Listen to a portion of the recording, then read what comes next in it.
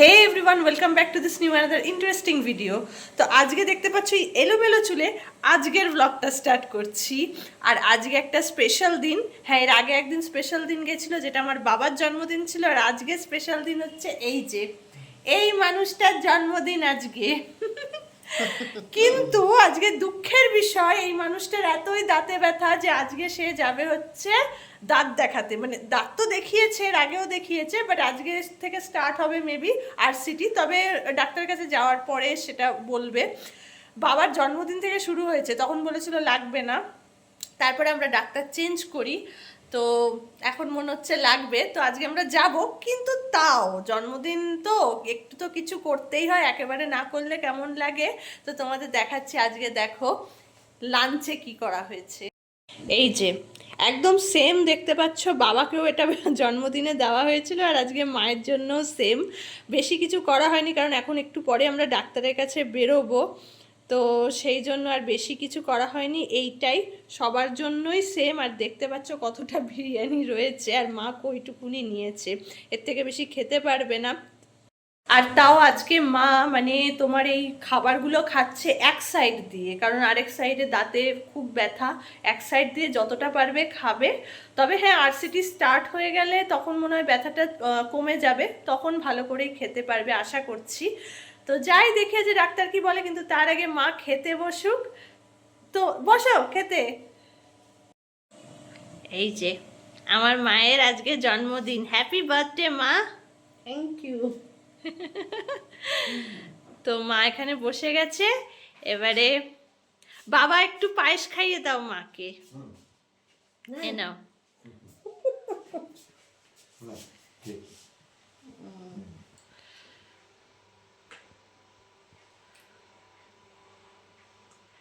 হ্যাঁ ঠিক আছে, এবারে আমি খাওয়াবো।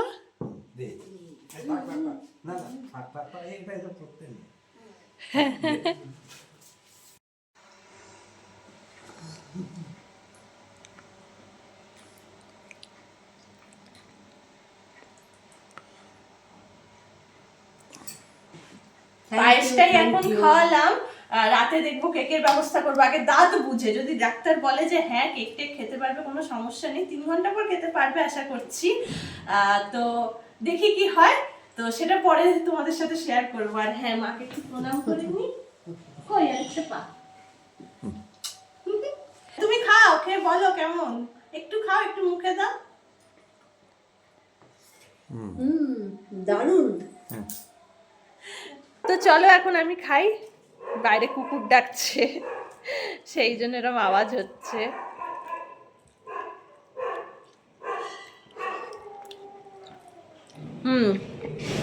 এটা কিন্তু কোনো মানে দাদা বৌদি বলো বা ডি বাপি বলো, এগুলো কোনো বিরিয়ানি নয়। এটা আমাদের আগরপাড়ার একটা দোকানের বিরিয়ানি। কারণ হচ্ছে আজকে আর অত দূর যাওয়ার টাইম হয়নি, মাকে নিয়েই আমরা এখন একটু ব্যস্ত আছি। মায়ের দাঁতটা সেরে গেলে বেঁচে যায়, সেই বাবার জন্মদিন থেকে শুরু হয়েছে, কি তারও আগে থাকতে। তো চলছে এবার, মানে কেউ ধরতে পারছে না যে কি কি থেকে ব্যথাটা হচ্ছে, কেন হচ্ছে। এবার হয়তো মানে সেজন্য এক্স রে করতে দিয়েছে, এক্স রে করে নিয়ে আজকে যাব। এবার ডাক্তার যদি মনে করে, তো বলছিল যে আরসিটি স্টার্ট করবে আজ থেকে, যদি হয় তো দেখি, হলে তো ভালোই, তাহলে ব্যথাটা অন্তত ব্যথা থেকে রিলিফ। তো চলো খাওয়াটা কমপ্লিট করি। তো এখন টাটা। তো এই যে এখন আমরা বেরিয়ে পড়েছি, এখন সেই যাচ্ছি মধ্যমগ্রামে। মধ্যমগ্রামের হৃদয়পুরে ডাক্তার বসে, ডক্টর প্রদীপ পোদ্দার, তার কাছেই যাচ্ছি আজকে। এই যে মায়ের দেখি মনে হয় রুট ক্যানেল স্টার্ট হয়ে যাবে। 7-8টা মতো সিটিং লাগে, একদিনে তো হয় না, তো এরকম পরপর যেতে হবে। আমাদের এখান থেকে একটু দূর পড়ে যায়, বাট ওই আর কি, ভালো ডাক্তার, দূরে হলেও যেতে হবে, কিছু করার নেই। আমরা এখানে বাড়ির কাছে টোটো স্ট্যান্ড থেকে উঠে পড়েছি টোটোতে, আর চলে যাব এইচবিতে। আর দেখতে থাকো যে কিভাবে পৌঁছাই আমরা হৃদয়পুরে। আছে কি এখনো আছে, অ্যাকচুয়ালি টাচ হলে ব্যথাটা করছে। এইচবির বড় রাস্তায় তো অল টাইম অটো চলে, তো সেখান থেকেই একটা অটো ধরে যাচ্ছি মধ্যমগ্রাম চৌমাথা।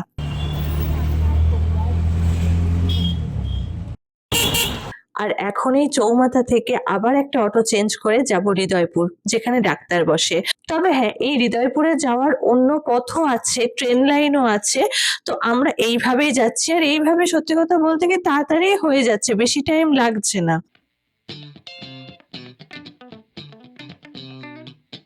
এখানে দেখো এখন চলছে সুভাষ মেলা, দেখি আসার পথে যদি মায়ের শরীর ঠিক থাকে তাহলে একবার মেলাটা ঘুরে যাব।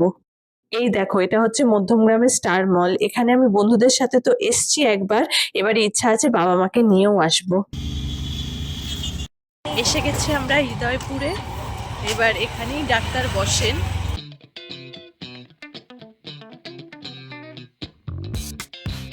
বাবা মা ঠিক করলো যে আরসিটি করার আগে একবার চাটা খেয়ে নি, জানি না আরসিটি করার পরে কতক্ষণ কি খাওয়া দাওয়া করতে বারণ করে দেবে, তো সেই জন্য আগেই চায়ের দোকানে ঢুকে চা খেয়ে নিচ্ছে। আর যদিও এখনো চেম্বার খোলেনি, তো ততক্ষণ বাবা মা চা খেয়ে নিক আর আমি একটু ওয়েট করে নি।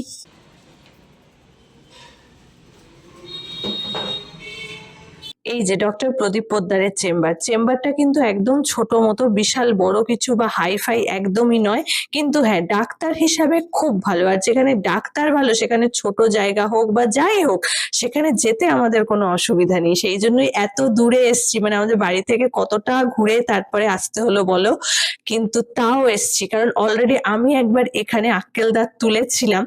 দারুণ হাত, আক্কেল দাঁতের জন্য যে কি যন্ত্রণায় ভুগছিলাম, তার উপরে দাঁতটা একটু ভেঙেও গেছিল। মানে আমাদের ওখানে তো সবাই বলে দিয়েছিল যে এই দাঁত তোলা খুব মুশকিল হবে, এই দাঁত তুললে পারে কথা বলা বন্ধ হয়ে যেতে পারে, এক্স-রে করানোর পরে তুলতে হবে, সে কত কিছু। কিন্তু এই ডাক্তারের কাছে এলাম আর উনি পট করে তুলে দিলেন, আর ব্যাস ব্যথাও কমে গেল। আর তোলার সময় তো বুঝতেই পারিনি, মানে হ্যাঁ একটা দাঁত বেরোচ্ছে সেটা যেটুকু একটা ফিল হয়, কিন্তু কোনো ব্যথা লাগেনি।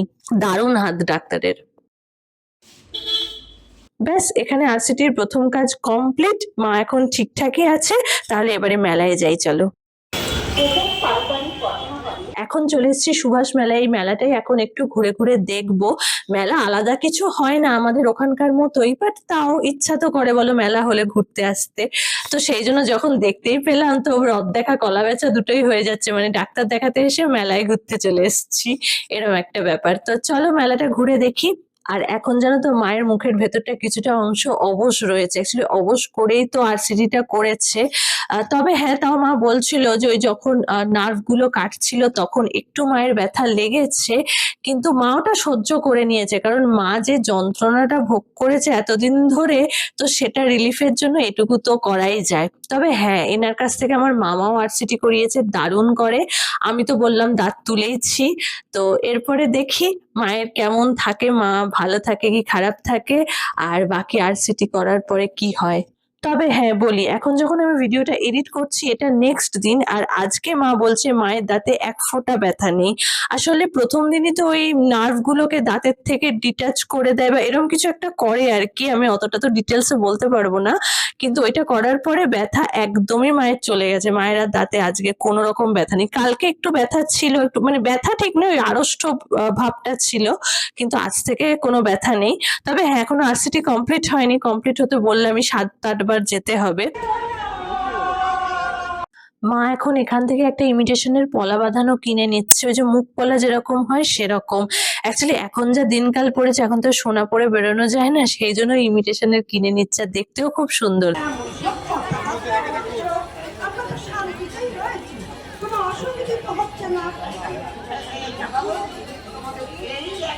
আর এই সুভাষ মেলায় দেখো এখানে কি সুন্দর প্রোগ্রাম হচ্ছে। অ্যাকচুয়ালি এনারা এখন মনে হয় কিছু আবৃত্তি বা গান কিছু একটা গাইবেন, তবে আমাদের আর শোনার টাইম নেই, আমরা এখন বেরিয়ে পড়বো বাড়ির পথে। শুভ সন্ধ্যা সমবেত সুধী মণ্ডলীকে। আজকে সন্ধ্যার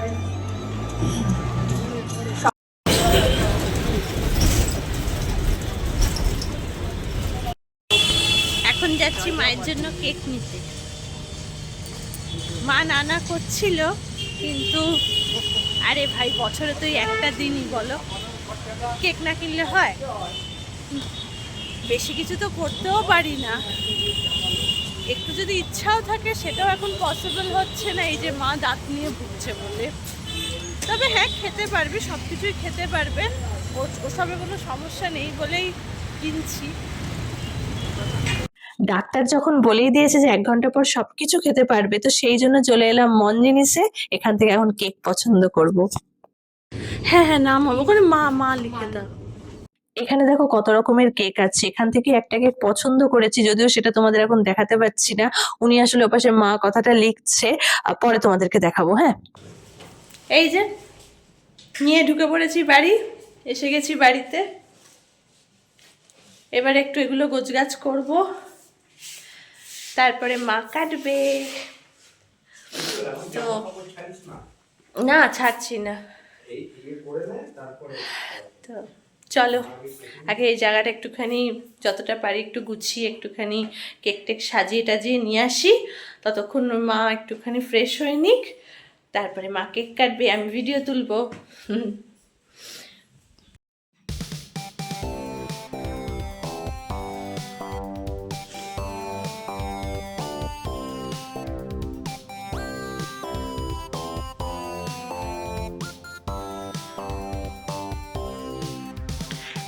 স্মাইল করো।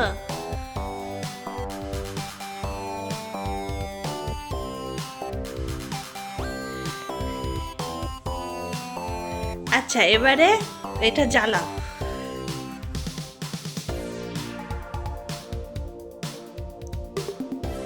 হ্যাঁ জ্বলছে।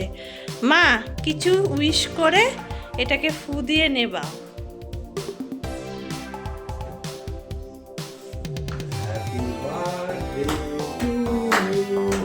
Happy birthday to you. Happy birthday dear ma. Happy birthday to you. কাটো কেকটা কাটো। Happy birthday to you. Happy birthday to you. Happy birthday dear ma. Happy birthday to you.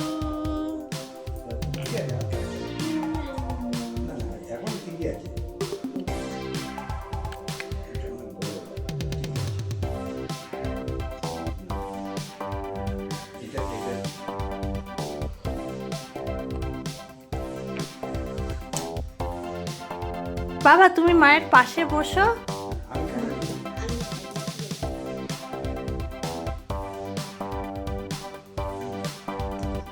বাবা তুমি একটু খাইয়ে দাও।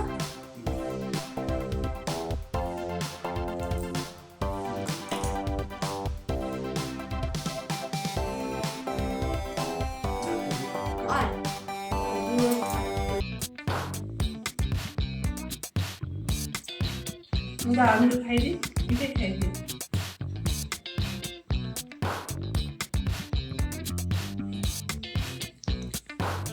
হ্যাপি বার্থডে মা, খুব ভালো থাকো।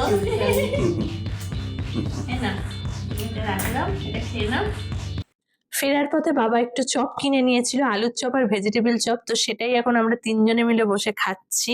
আর তার সাথে রয়েছে চা। তো তোমরাই বলো, গরম গরম চপের সাথে গরম গরম চা তোমাদের কেমন লাগে? আমার তো দারুণ লাগে। তো এটাই এখন এনজয় করে খাই।